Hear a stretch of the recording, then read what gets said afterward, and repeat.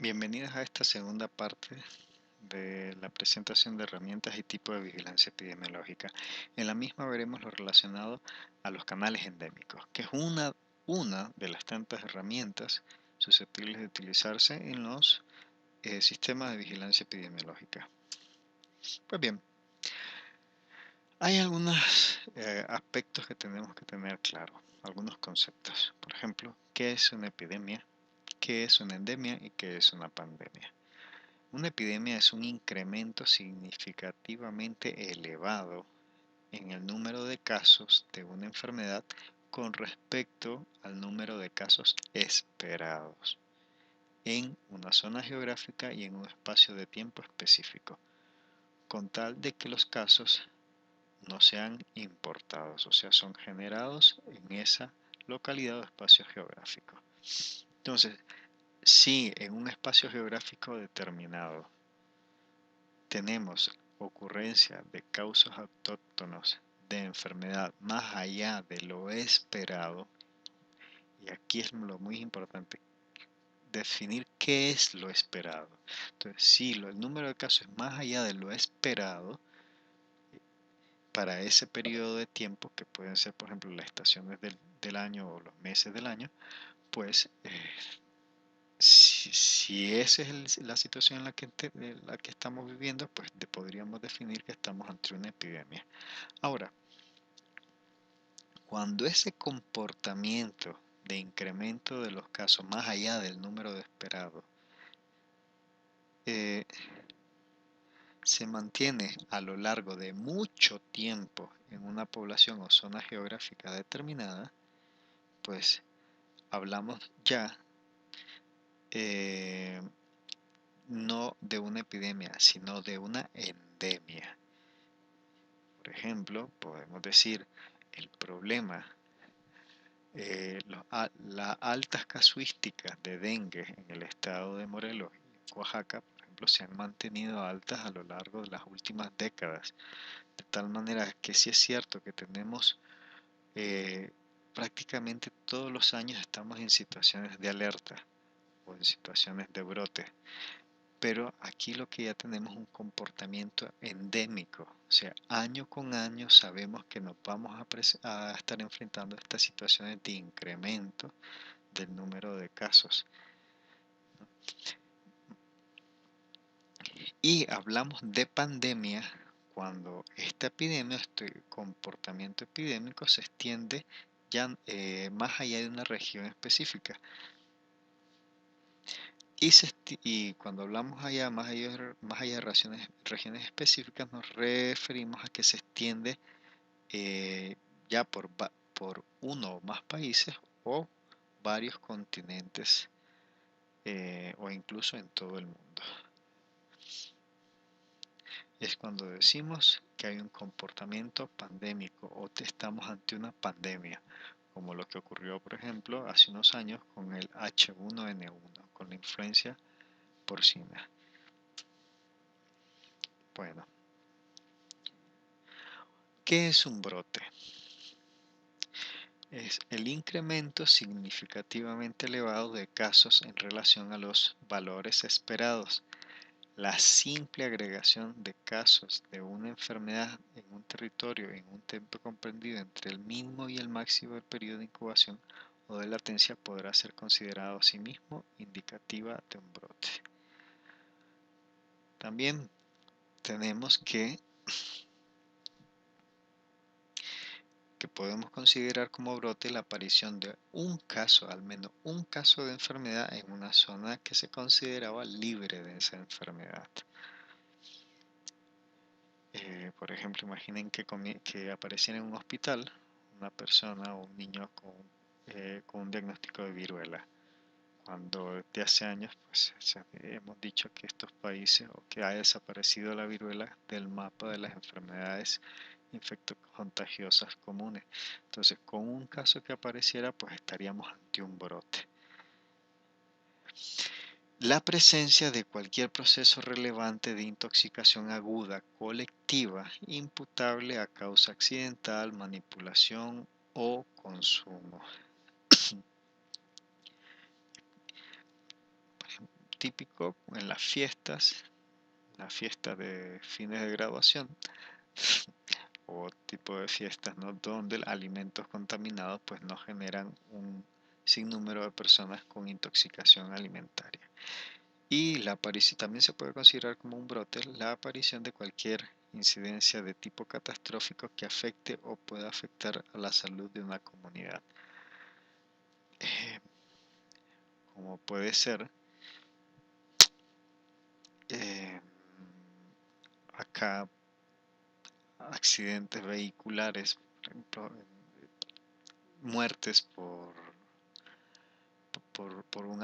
por accidentes vehiculares múltiples en una zona geográfica determinada, en un poblado determinado, o muertes a gran escala por acciones de violencia, ¿no? En una zona determinada.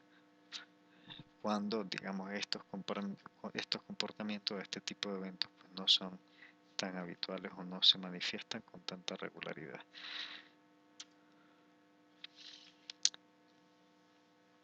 Entonces, hay algunos elementos a tener en cuenta. ¿Cómo identificamos si estamos ante una epidemia? Para ello entonces hay que definir qué es lo normal o esperado, porque habíamos dicho epidemia es cuando hay más allá de los casos esperados. ¿Cómo calculamos lo esperados? Y lo más interesante, ¿qué acciones podemos realizar para evitar una epidemia? Y lo primero que hay que aclarar, ¿es lo mismo entonces brote que epidemia? ¿Epidemia es igual a brote o son dos cosas diferentes? Si ustedes ven la definición, pues básicamente es posible, eh, básicamente el acuerdo sería que hablar de un brote o hablar de una epidemia, pues básicamente son son sinónimos. Son dos palabras que hacen alusión exactamente a lo mismo. Es más, por eso es muy común encontrar incluso dentro de la bibliografía hablar de brotes epidémicos. Y para identificar entonces una epidemia es que nos sirven, para identificar si estamos o no ante un brote epidémico, es que nos sirven los canales endémicos. Esta es la herramienta indispensable en los análisis para identificar si un evento eh, de enfermedades o acumulación de enfermedades en una población podemos considerarla como un brote epidémico o no considerarlo como un brote epidémico. Y su construcción permite definir los valores de casos esperados de enfermedad en un grupo poblacional específico y veremos cómo generarlos. Entonces, factores que deben de tenerse en cuenta antes de elaborar un canal endémico. Primero, la selección de la entidad, o sea, de la patología que vamos a analizar. Por ejemplo, dengue, podemos hacerlo con dengue. Las poblaciones, o sea, hacerlo para un grupo poblacional específico, puede ser una jurisdicción sanitaria o una comunidad. Las series de años que van a incluirse, o sea, y el intervalo de tiempo. Ya veremos cómo se hace normalmente acá. O sea, las series de años que van a incluirse, aquí nos referimos, normalmente vamos a tomar siempre números impares y se recomienda seleccionar registro de no menos de 5 años, de 5 a 7 años al menos. Y intervalos de tiempo, pues hay que definir entonces si la información la vamos a estar analizando en meses o por semanas epidemiológicas o por días. Y esto, dependiendo del comportamiento de la enfermedad, pues tenemos que tomar este tipo de decisiones. Ahora, los criterios de selección de las entidades patológicas a dar vigilancia normalmente deben de ser los siguientes. Debe ser una enfermedad endémica, o sea, que se presente habitualmente en la población y con periodo de incubación breve y evolución aguda. Para este tipo de patologías es que nos sirven o son de utilidad eh, los canales endémicos. Si ustedes ven patologías que cumplen básicamente estos tres criterios, son muchas enfermedades infectocontagiosas, la mayoría de las enfermedades infectocontagiosas y enfermedades producidas por intoxicaciones agudas. Para patologías que tienen evolución prolongada, pues tiende a ser poco útil. Por ejemplo, ¿cuáles? Pues cáncer. No tiende a ser, digamos, una herramienta que genere mucha información en ese sentido, por los largos periodos de latencia que tienen este tipo de patologías.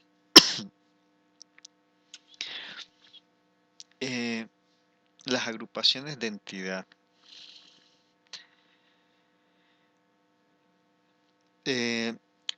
Podemos realizar corredores independientes para cada enfermedad y sus subgrupos.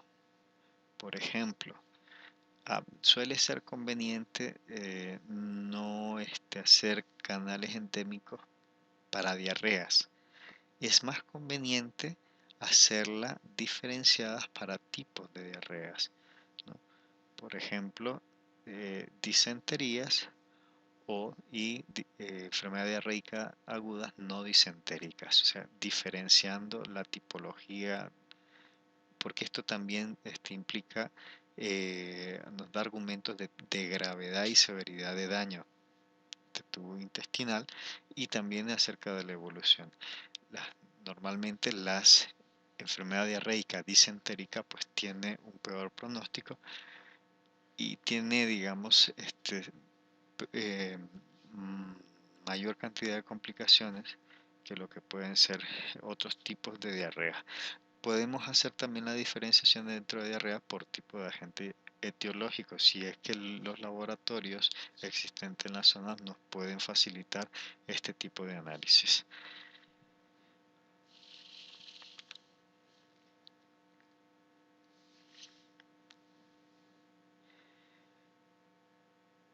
Eh, cuando tenemos la capacidad de hacerlo, identificar agentes etiológicos, incluso identificar al agente etiológico nos permite incluso identificar los mecanismos de transmisión. Entonces, puede ser también, si tenemos acceso a este tipo de información, pues puede ser incluso útil clasificar según registro de laboratorio las diarreas, en este caso que es el ejemplo, por potenciales fuentes de transmisión. Poblaciones. Eh, en ocasiones, dependiendo del padecimiento y la población, será necesario elaborar canales endémicos por regiones limitadas, pueblos, áreas, jurisdicción, manzana, etc. Esto permitirá tener un mejor control más específico respecto a las diferentes áreas geográficas. Incluso puede no ser solamente por áreas geográficas, puede ser también por grupos o colectividades de personas, por etnias, por sexos, por grupos etarios, etc. Y esto siempre depende del tipo de patologías.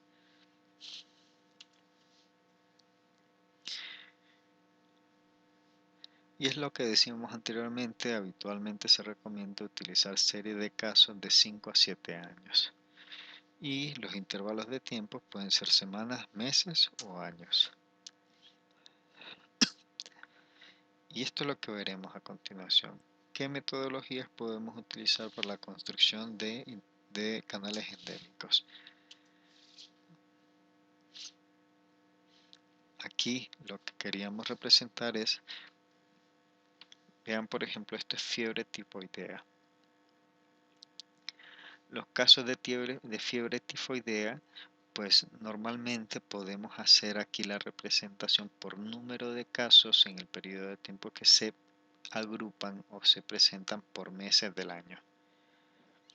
Habrá otro tipo de patologías, por ejemplo, que son menos frecuentes, que interesa ver no tanto la cantidad de casos que ocurren por mes, sino lo que generamos son corredores endémicos acumulados, es decir, cuánto se me ha acumulado de diagnóstico a determinada mes o semanas epidemiológicas del año.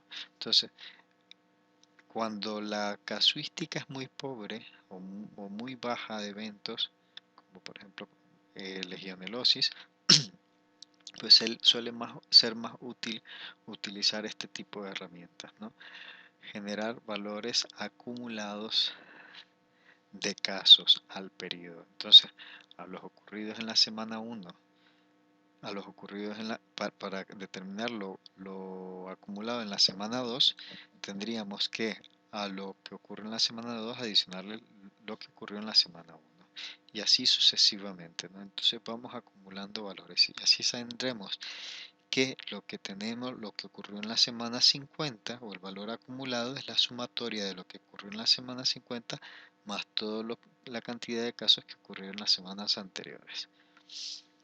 Esto es más útil cuando, repito, la casuística de presencia de casos es bastante baja para la patología.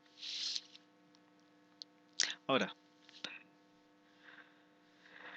un canal endémico se representa por un histograma.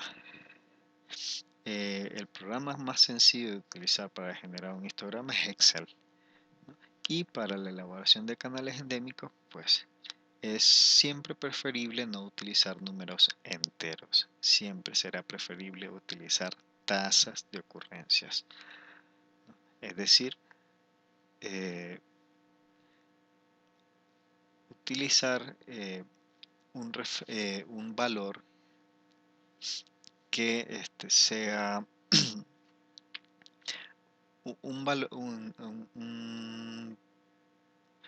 un valor que haga referencia, digamos, al porcentaje o a la cantidad de población que está presentando el daño. Esta información es más útil que el de números enteros o el número de total de casos. Porque vean, si ustedes hacen, por ejemplo, una comunidad tiene 7 casos y la otra comunidad tiene 5, ¿cuál atendemos o en cuál dirigimos nuestros esfuerzos? Pues si estamos utilizando números enteros, normalmente nos iremos a atender a la que tiene 7 casos.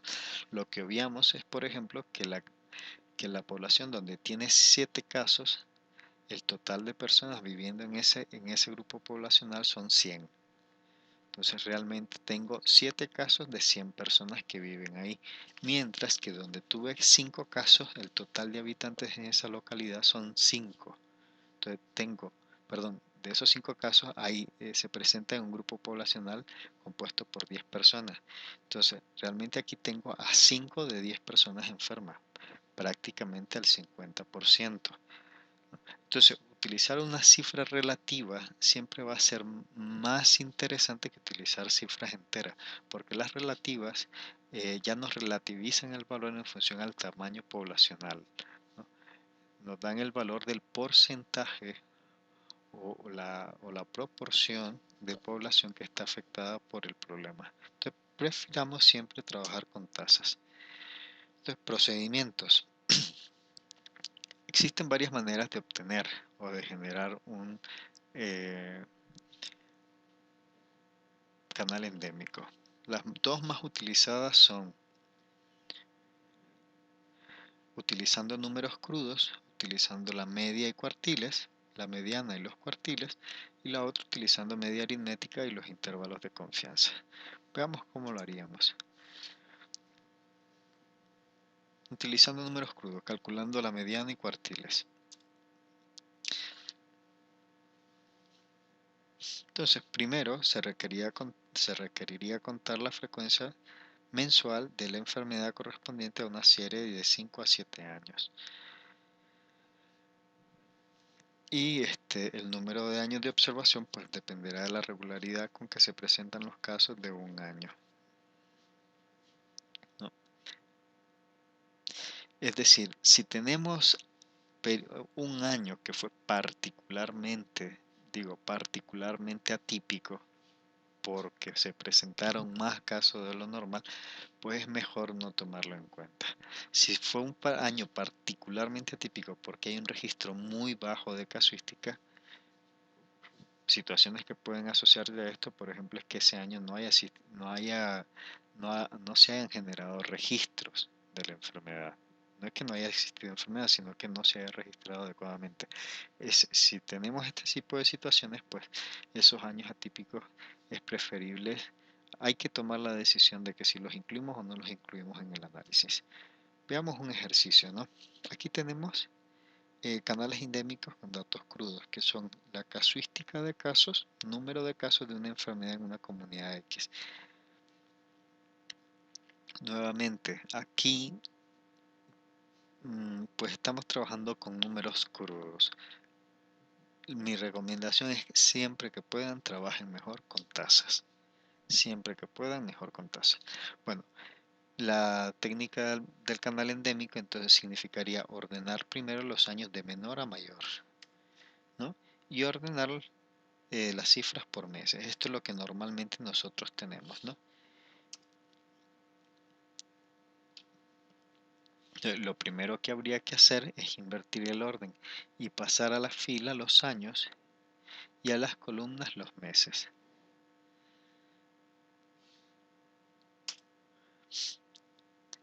Y lo que hacemos es, para cada mes, obviamos la primera fila donde están los años y para cada mes los ordenamos de mayor a menor. O sea, vean enero. Anteriormente enero tenemos que en el 2013 se presentó la cifra más alta, que fue 56, y la más baja se presentó en el 2002, que fueron 20 casos. Entonces, la idea es, en la siguiente tabla, enero, los valores de enero van a estar ordenados de mayor a menor frecuencia. Entonces estaría en la parte superior 56 y en la parte más baja 20. Y los números en medio de los dos pues estarían siguiendo la misma lógica de ordenamiento. Esta misma lógica de ordenamiento habría que hacerlo para todos los demás meses, ordenándolo siempre de mayor frecuencia a menor frecuencia. Una vez que lo tenemos para todos los meses, independientemente del año, se ubica la posición mediana en esa serie de valores. ¿Cómo hacemos la ubicación de la mediana? Pues la fórmula es sencilla. Al número de años le sumamos 1 y lo dividimos entre 100.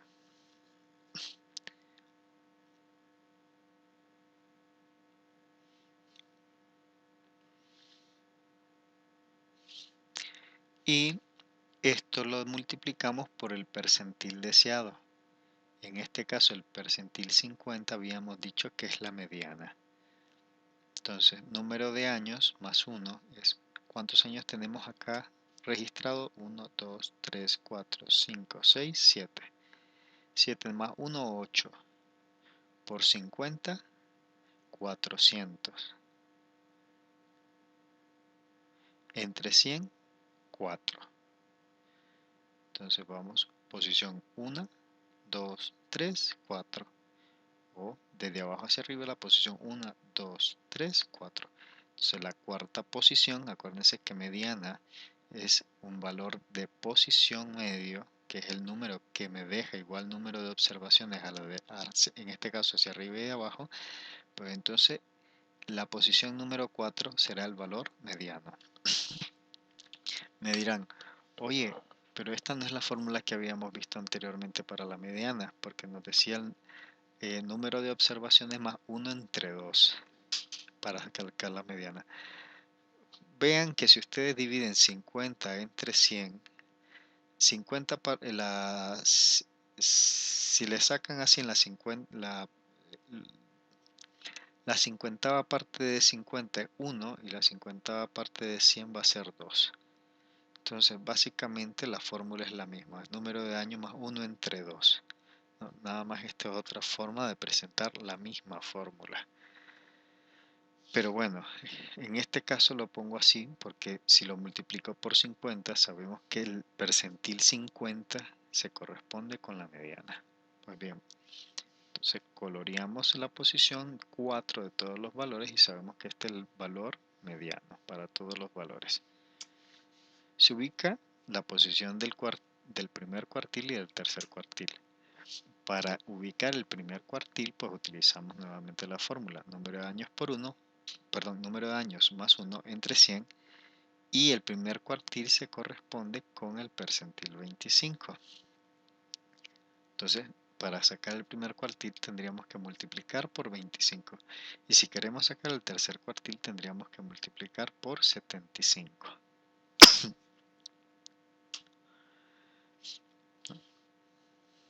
¿No me creen?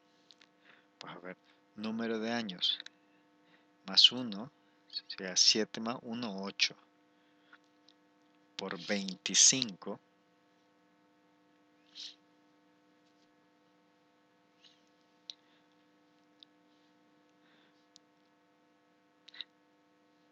8 por 25 nos daría 200. Entre 100, 2.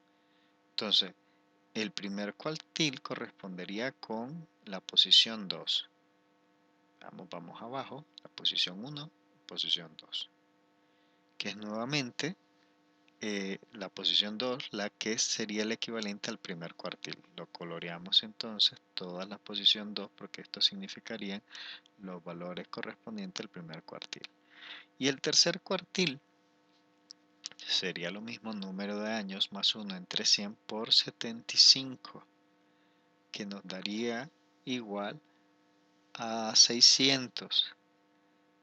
Entre 100, pues posición número 6. 1, 2, 3, 4, 5, 6. Coloramos la sexta posición para todos los meses y tendríamos entonces el primer, la mediana o los valores medianos, los valores correspondientes al primer cuartil y los valores correspondientes al tercer cuartil. O percentil 25, percentil 50 y percentil 75. Eliminamos los valores que no interesa y solamente dejamos anotados los del percentil 75, los del percentil 50 y los del percentil 25. Y esto lo traducimos, al seleccionar los valores de los tres cuartiles, esto lo traducimos en un histograma. Entonces, en el histograma nos saldrían tres líneas, o tenemos que generar tres líneas. La superior, que se corresponda con el cuartil 3. La mediana, la línea del medio, que se correspondería con la mediana, y la línea inferior, que se correspondería con el primer cuartil. Ahora, cuando utilizamos la mediana y los cuartiles, ¿verdad?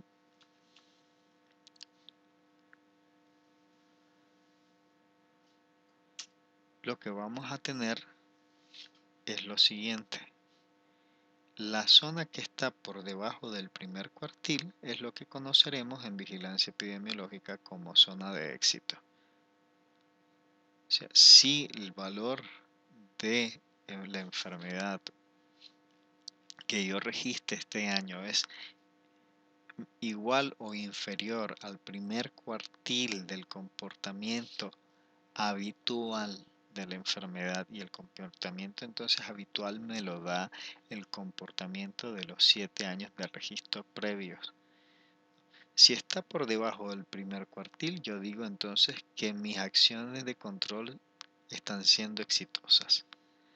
Si la cantidad de eventos que yo registro en cualquiera uno de estos meses excede el primer cuartil, pero no llega a exceder el valor mediano, yo digo entonces que el comportamiento se mantiene en una zona de seguridad, es decir, se mantiene básicamente dentro de los valores esperados para esa zona, para el periodo de tiempo que estoy analizando.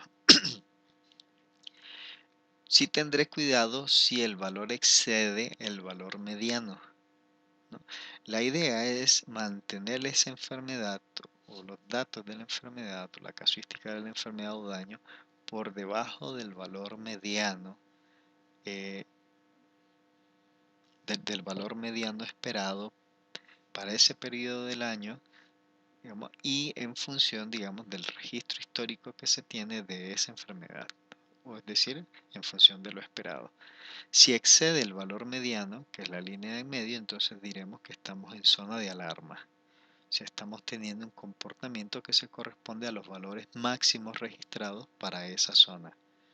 Y si excede el tercer cuartil, que es la línea superior, entonces diremos que estamos ante una epidemia o ante un brote. Entonces estas son las cuatro zonas de alarma. Estas son las cuatro zonas de un canal endémico: la zona de éxito, de seguridad, de alarma y de epidemia. Y son posibles de generar a partir de la identificación de los registros de la media, perdón, de la mediana del primer cuartil y segundo cuartil. Pues la metodología la ven ustedes, no es tan difícil. También se puede hacer utilizando la media aritmética y auxiliándonos también de elementos como la desviación estándar. ¿Cómo lo hacemos? Bueno, igualmente ordenamos los casos por años y por meses.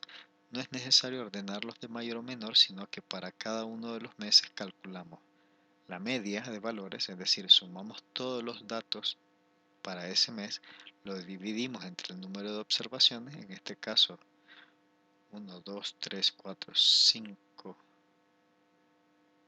6, 7 observaciones. Entonces sumamos todos la cantidad de casos, los dividimos entre 7 y en el caso de enero nos da 39,3, ¿no? Calculamos para enero también la desviación estándar. ¿Cómo se hace? Pues a cada uno de los valores se le resta la media, se eleva al cuadrado y se divide entre n, que es el número de observaciones, o sea, entre 7. Y en el caso de enero nos da 13,22. Una desviación estándar, perdón, 13,28 desviaciones estándar. Así lo vamos haciendo para todo el resto de los meses. Calculamos la media, la varianza y la desviación estándar. ¿Cómo construimos en este caso el canal endémico? Pues hay que calcular un intervalo de confianza al 95%. Si ustedes recordarán que es un intervalo de confianza del 95%, pues es el rango de valores que con un cierto grado de probabilidad espero que ocurra el valor que yo espero para ese, perdón, es el rango de valores en el cual yo calculo con cierto nivel de probabilidad que va a ocurrir el valor real del parámetro o va a tomar como valor real el parámetro poblacional. ¿Cómo lo calculo? Pues tomando la media, le sumo más o menos el estadístico t de t de student, t de alfa medio, o sea el error de la t de student a un nivel de alfa medio, ¿verdad?, por desviación estándar entre raíz de n. Estos elementos de que es un intervalo de confianza ustedes lo tienen en el módulo anterior. Entonces, ¿qué es lo que me genera crear un intervalo de confianza? Me genera un límite superior y un límite superior en el cual con un 95% de probabilidad espero que se contenga, digamos, el valor del comportamiento esperado para la enfermedad que estoy analizando, ¿no?, en función del registro histórico. Okay. Vean entonces la metodología en el módulo anterior relacionado a cálculo de intervalo de confianza. La idea es, ustedes para cada uno de los meses calculan la media, la varianza, su desviación estándar, y cuando a la media le sumen más menos el error alfa medio de la t de student por la desviación estándar entre la raíz cuadrada de n, entonces van a tener al sumarle el error un límite superior y al restarle este error un límite inferior.